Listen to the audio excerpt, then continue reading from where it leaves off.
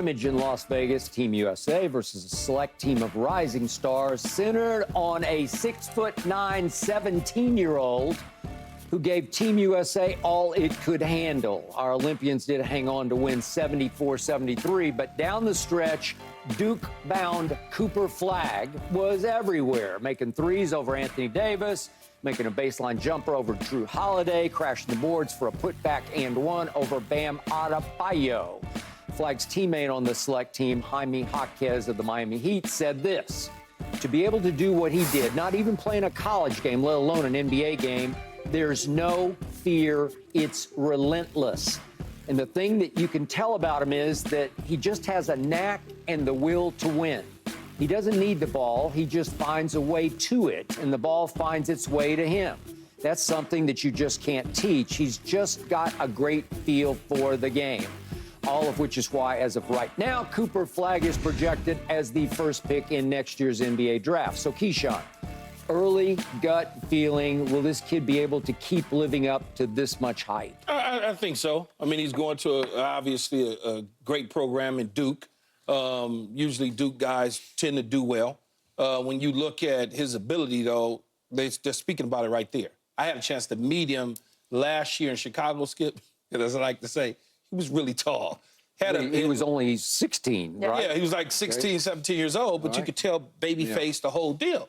Now, he's going to have some growing pains and all those sort of things, just like all young players in sports. Yep. But he has the ability. He's played a lot of basketball. It's not like he played his freshman year of high school basketball, and then all of a sudden he went through his sophomore, junior year, senior, and that was it. He's played a lot of basketball, AAU circuits, academies in Florida. So he's been around the basketball circuit. That's why he's not afraid. That's why he doesn't fear anything.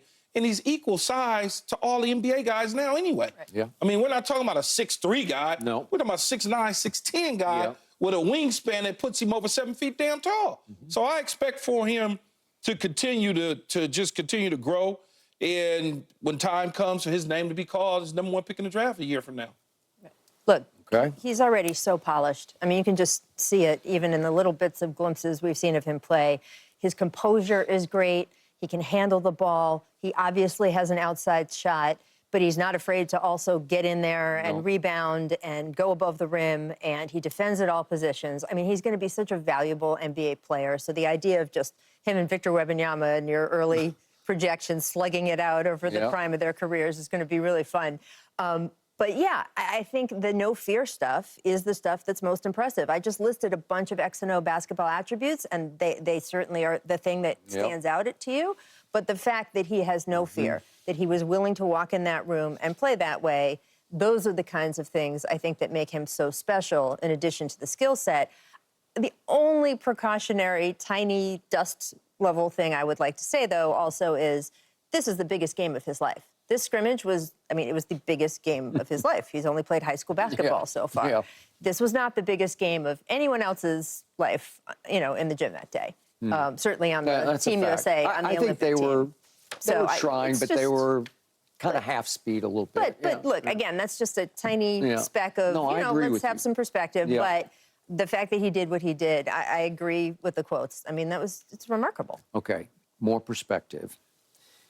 Not since 2013 have we had a college player play on this select team.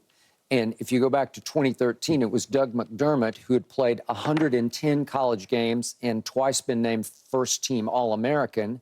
And it was Marcus Smart, who was coming off his freshman year at Oklahoma State, in which he had been Conference Player of the Year as well as the Rookie of the Year. So they already were pretty decorated at the college level. And again, this kid has not played a single college dribble yet.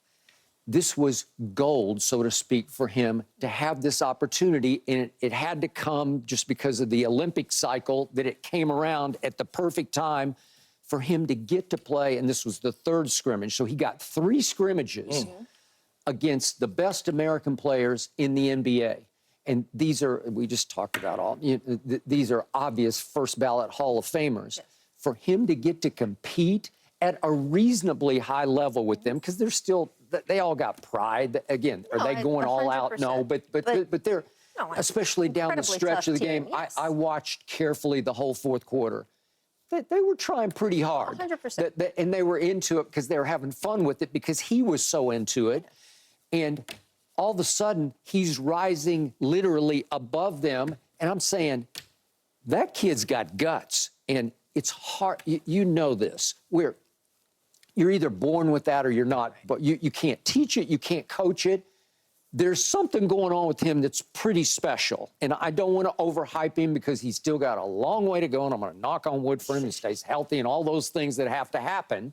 But early on, after he led our under-19 team to a gold medal, after he was the Gatorade National Player of the Year, to step on that floor and look like he belonged. Can I go all the way to belonged at 17 with those other...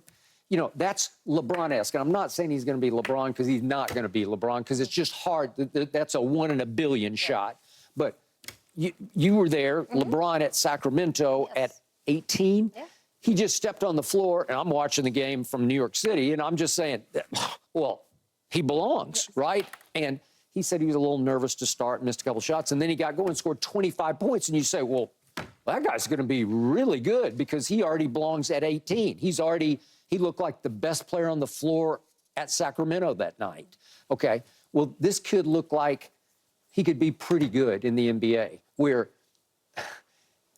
his handle was so easy and skilled and natural, where he's handling against Drew Holiday. Listen, Drew Holiday can really defend. Yes. And then he's going up over Drew Holiday because, to your point, he's so long and tall. He's got long arms, too.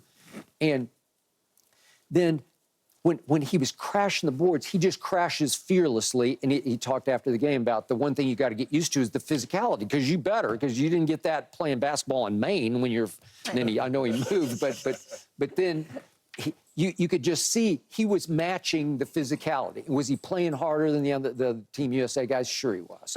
Every single one and done kid that I can remember, when I saw them either as a light freshman or a senior in high school, you could tell that they belong. We could start with LeBron James and we could end with Kyrie Irving. I mean, however, and we can go with a million different people in between. We can go all the way back to KG. He belongs. You can look at him and just tell, like, because if you project next year, he's already the #1 pick. That's basically what they're saying. Yeah. If he played no basketball. Right. Okay, if he went to Duke and walked around the track once or twice that is and true. said, I don't want to play basketball anymore. Yeah, 100%. He's going to be the number one overall pick. Absolutely. By the way, can you imagine what a shot in the arm this is going to be for men's college basketball over this next season? It's sort of, reminds you of Zion at Duke, right? I'll be watching every game, right? I can tell you. That's must-see. Zion, there you go. Yeah. But you know what I mean? Like, I just think that in a side of the sport, look, the women's tournament was, to me, 10 times more interesting than the men's tournament this past year. So to be able to have the men's side sort of have a star that they can plant behind, I think it's going to be great for that year. Duke is not Mike Krzyzewski's Duke anymore, but it's still one of the greatest finishing schools in basketball. So he's going to be, we can already project that he's going to belong, that sort of thing. Yeah. And look, some guys, by the way, you can't tell at that age. Steph Curry did not look to college recruiters like he belonged on. But Steph Curry is not 6'9", not only is he not 6'9", he was never projected as the #1 overall pick at 17 years old. I'm just saying there's more than one way to get there.